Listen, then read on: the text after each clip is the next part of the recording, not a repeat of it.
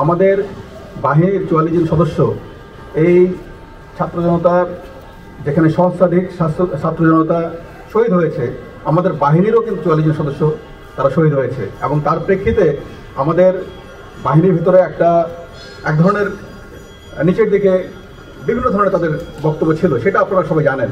তার প্রেক্ষিতে রাজারবাগেও অনেক ধরনের এক ধরনের সিচুয়েশন তৈরি হয়েছিল। আমরা সেই জায়গা থেকে তাদের হৃত মনোবল, হারানো মনোবল সেটা ফিরিয়ে আনার জন্য যে কার্যক্রম সেগুলি কিন্তু চলমান আছে এবং ইতিমধ্যে সবাই কাজ করছে সব জায়গায়। তার এই মনোবল ফিরিয়ে আনার বড় কাজ হচ্ছে পুরনো যারা কোনো একটা জায়গায় দীর্ঘদিন কাজ করেছে, নানা কারণে তারা ওই জায়গায় একটু কাজ করার ক্ষেত্রে কিছু বাধা বিপত্তি তৈরি হয়েছে, তাদেরকে অন্য জায়গায় সরিয়ে নতুন জনবল আমরা ওখানে দিয়েছি। একটা বিষয় হচ্ছে যারা বিভিন্ন মামলায় আসামি হয়েছে, যেখানে আমাদের অনেক পুলিশ সদস্য আসামি হয়েছে এবং যেসব সদস্য যার সম্পৃক্ততা আমরা পেয়েছি, প্রমাণ পেয়েছি, আপনারা জানেন ইতিমধ্যে সেই সকল সদস্য অনেককে আমরা গ্রেপ্তার করেছি। এই সংখ্যাটা 17 জন পুলিশ সদস্য, এখানে সিনিয়র কর্মকর্তারা রয়েছেন, মাঠ পর্যায়ে কর্মকর্তা রয়েছেন, তাদেরকে গ্রেপ্তার করেছে।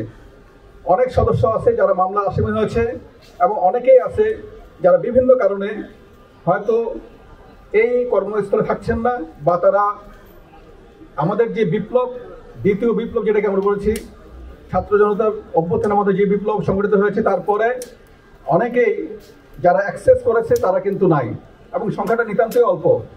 আপনারা জানেন যেটি আমরা একেবারে ইউনিট ওয়াইজ হিসাব করে দেখেছি, এটি সংখ্যা হচ্ছে মাত্র 187 জন। 2,14,000 15,000 সংখ্যক বাহিনীর সদস্য, মানে একটা বাহিনী, সেখানে 187 জন যে কোনো সময় যারা বিভিন্ন কারণে গরহাজি হতে পারে, নাম্বার 1। নাম্বার 2 হচ্ছে যারা গরহাজি সদস্য, ইতিমধ্যে তাদেরকে তাদের যে ডিপার্টমেন্টের অ্যাকশন সেটা কিন্তু শুরু হয়েছে, তাদেরকে কৈফিয়ত তলব করা হয়েছে, তারা কেন গরহাজির, তাদেরকে হাজিরের জন্য নোটিশ করা হয়েছে এবং তারা যদি না আসে আমাদের ব্যবস্থা ক্লিয়ার, তাদেরকে চাকরিতে রাখার কোনো সুযোগ নাই।